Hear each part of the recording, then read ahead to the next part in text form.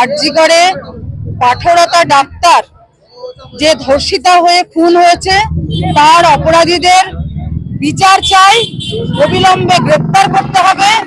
বিশেষ করে তদন্তে ডিলে চলবে না, বিচার চাই, এই দাবিতেই মিছিল।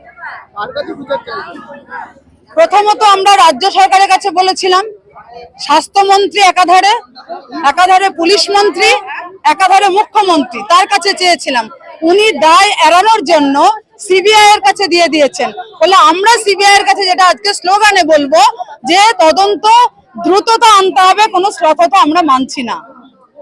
10 দিন তো হয়ে গেল, আজকে সকালবেলা তো কলকাতার মতো জায়গায় আবার একটা মহিলা দেহ হয়েছে, সেটা কিভাবে দেখছেন, কি দেখছেন? অবশ্যই প্রশাসনের ব্যর্থতা, এটাই আমরা বলবো। রাজ্য সরকারের পক্ষ থেকে কোনো নিরপেক্ষভাবে কোনো নিরাপত্তার ব্যবস্থা করা হচ্ছে